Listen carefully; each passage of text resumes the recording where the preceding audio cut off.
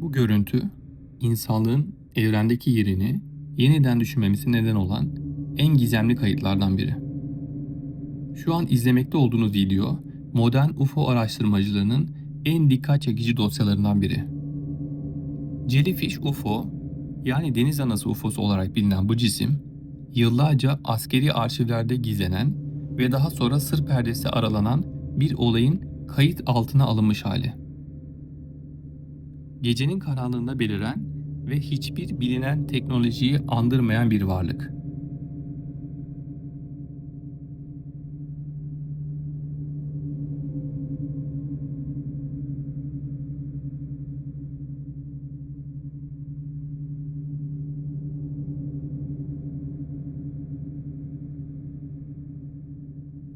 Bu görüntüler 2018 yılında Irak'ın çatışma bölgelerinden birinde Amerikan Birliği'nin gece devriyesi sırasında kaydedildi.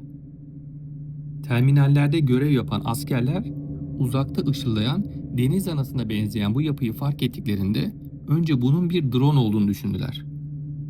Fakat birkaç saniye sonra fark ettiler ki bu cisim fizik kurallarına meydan okuyan bir şekilde hareket ediyordu. Hiçbir motor sesi yok, ısı izi yok, metalik bir yapıdan beklenen yansımalar yok.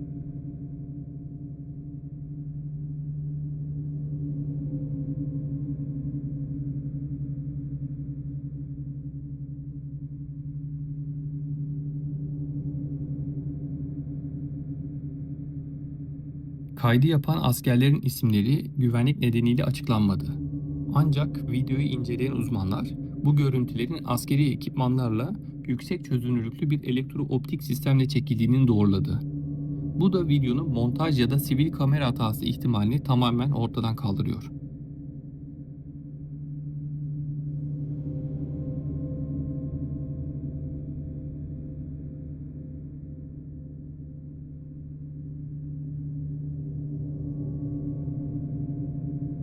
Uzmanlara göre bu tür videoların gizlenmesinin iki nedeni var. 1. Halkta panik oluşmasını engellemek. 2. Bilinmeyen bir teknolojinin başka ülkeler tarafından anlaşılmasını önlemek. ABD ordusu yıllarca bu görüntüyü gizledi. Bazı yetkililer raporlarda bu cismin tanımlanamayan hava olgusu olarak geçtiğini söylüyor.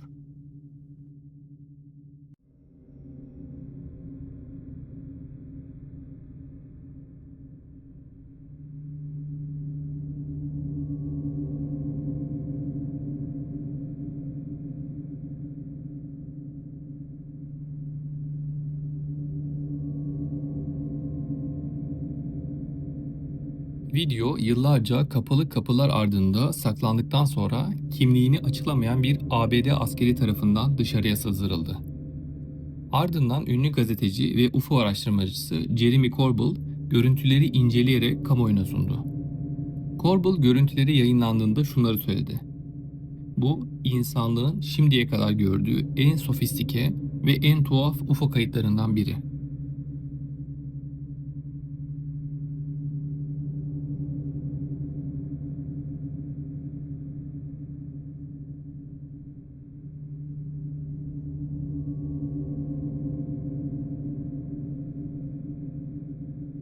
Cisim, alt kısmından sarkan ipliksi yapılar neredeyse bir deniz anasını andırıyor. Gökyüzünde süzülen, organik gibi görünen. Ama aynı anda makine gibi kontrollü bir hareketi olan bir varlık. Bilinen hiçbir drone ya da askeri araç bu formda tasarlanmamıştır. Peki bu ne olabilir?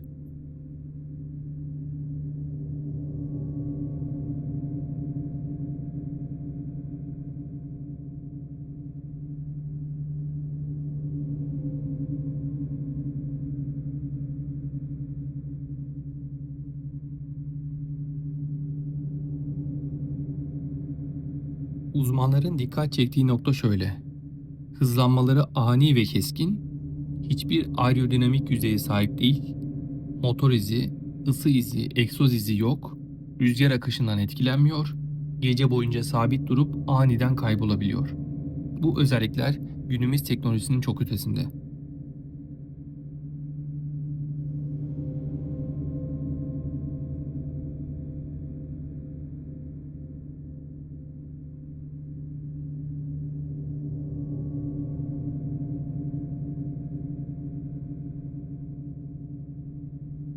Görüntüyü kaydeden askerlerden biri daha sonra gizli bir röportajda şöyle dedi: "Hayatım boyunca böyle bir şey görmedim. Bu bir drone olamazdı. Ses yoktu, ısısı yoktu. Bildiğimiz hiçbir uçak böyle hareket etmez." Bu ifade bile cismin sıradan bir araç olmadığını kanıtlıyor.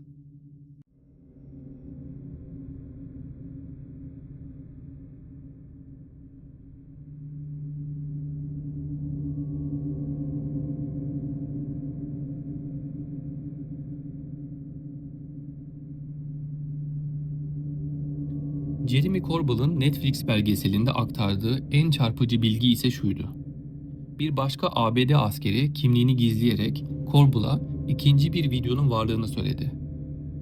Bu yayınlanmayan videoda aynı cisim suya girdiği, dakikalarca suyun altında kaldığı ve daha sonra dik bir şekilde yükselip gökyüzünde kaybolduğu iddia ediliyor. Eğer bu doğruysa, bu cisim hava ve su ortamında hareket eden bir teknolojiye sahip demektir. Bu ise insanlığın şu anki fizik yasalarına uygun olmayan bir durum.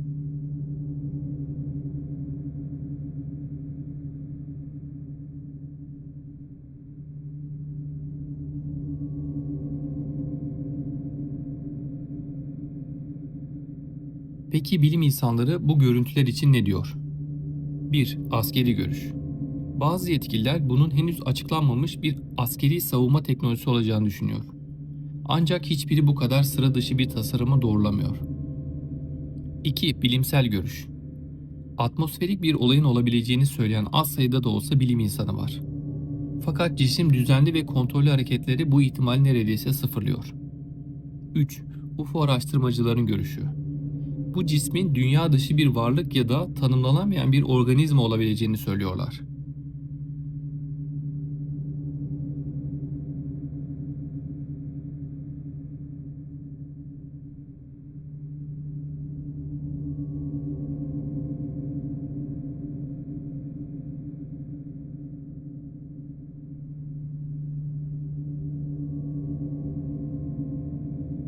Evrende yalnız olmadığımızı gösteren yüzlerce kanıt hali hazırda tartışılıyor.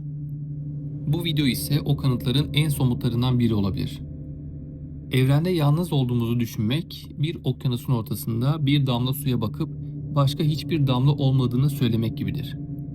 Eğer bu cisim insan yapımı değilse, o halde kim yaptı ve neden burada? Bu soruların cevapları bizi daha büyük bir gerçeğe götürüyor. Belki de insanlık, galaksinin yalnızca küçük bir köşesinde yaşayan genç bir türdür. Ve evrende bizden daha ileri olan uygarlıklar zaten varlıklarını göstermeye başlamıştır.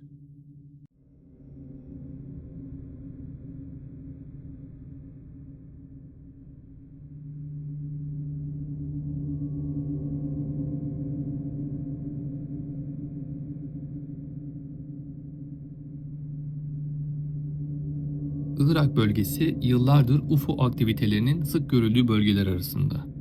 Askerler gece devriyelerinde gökyüzünde garip ışıklar gördüklerini sık sık rapor ediyorlar. Fakat bu video diğerlerinden çok farklı. Çünkü net, yüksek çözünürlüklü ve hareketleri detaylıca gösteriyor. Bu nedenle araştırmacılar bunu anahtar video olarak tanımlıyor.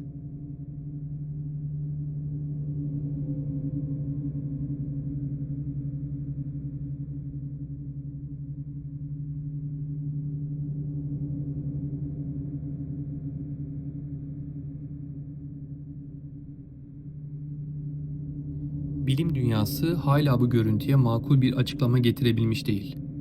Ne atmosferik bir olay, ne balon, ne drone, ne de bir askeri prototip bu cismi açıklamaya yetmiyor. Bazı fizikçiler şöyle diyor: eğer bu gerçekse modern fiziği yeniden yazmamız gerekebilir.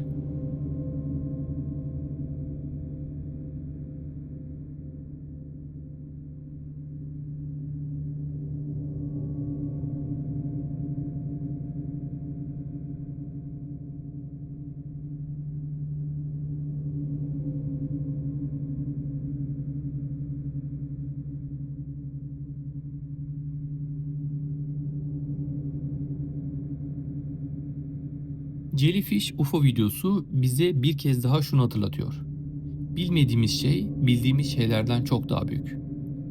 Belki de bu cisim bizi yıllardır gözlemleyen bir uygarlığın keşif araçlarından biri. Belki de bu yalnızca bir başlangıç.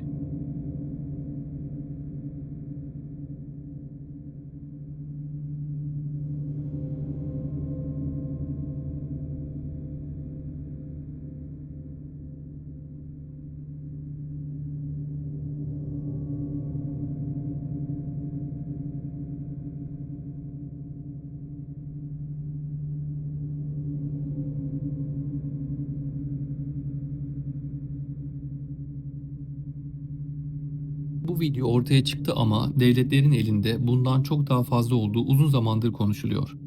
Birçok araştırmacıya göre ABD, Rusya, Çin ve bazı Avrupa ülkelerinin arşivlerinde yüzlerce, belki de binlerce benzer kayıt var.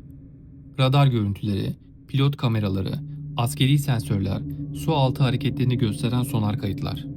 Hepsi birer kutu içinde saklanıyor. Hepsi gizli etiketinin altında uyumaya devam ediyor.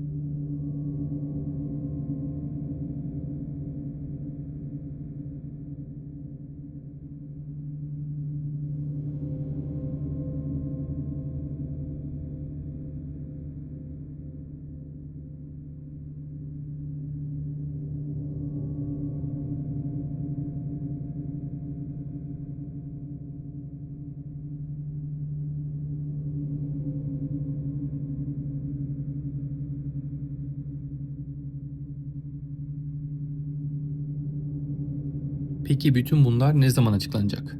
Kimse kesin bir şey söylemiyor. Bazı uzmanlar önümüzdeki yıllarda aşamalı olarak daha fazla videonun ortaya çıkacağını düşünüyor. Çünkü saklamak artık imkansız hale geliyor. Teknoloji gelişiyor, bilgi akışı hızlanıyor ve gizlenen her şey eninde sonunda gün yüzüne çıkıyor. Belki de insanlık büyük gerçeğe yavaş yavaş hazırlanıyor.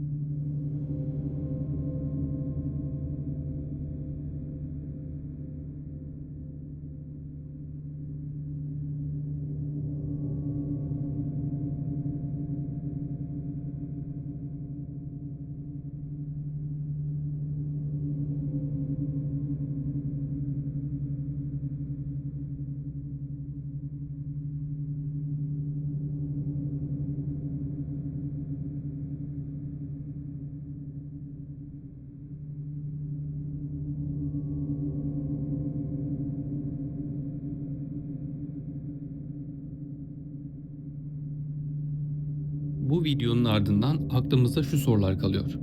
Bu cisimler nereden geliyor? Neden gözüküp kayboluyorlar? Bizimle iletişim kurmak istemiyorlar mı? Yoksa bizi sadece izliyorlar mı? Belki de bu kayıtlar daha büyük bir tablonun sadece küçük bir parçası.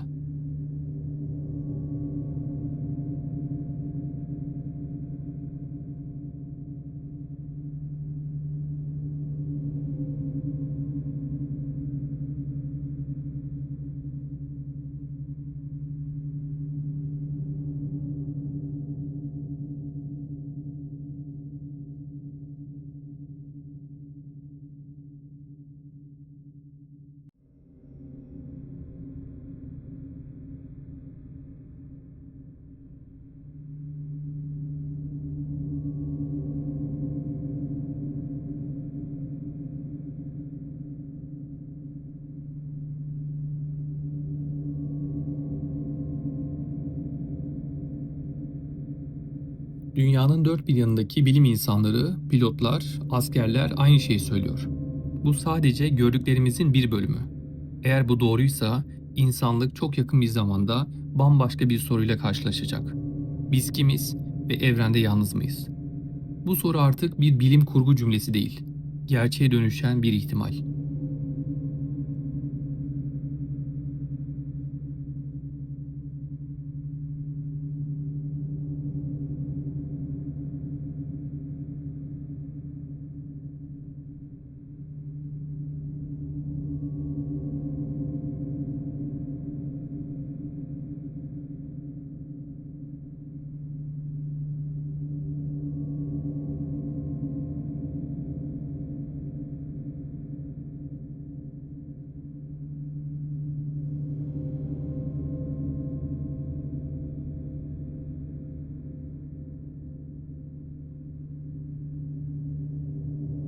Belki de gökyüzü sandığımızdan çok daha kalabalık.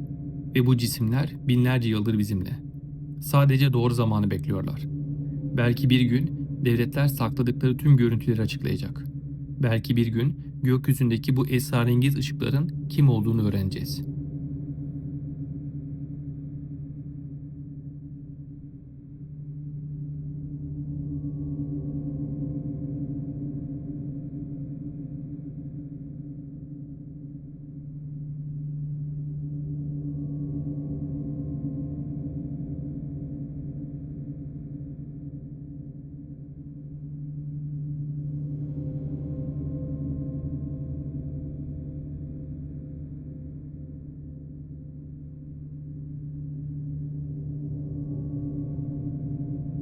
Gökyüzünde beliren bu varlık gerçeğin bizden ne kadar gizlendiğini hatırlatıyor.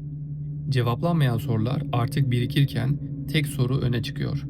İnsanlar ne zaman her şeyi öğrenebilecek? Sessizlik sürüyor ama hiçbir sır sonsuza kadar saklı kalmaz.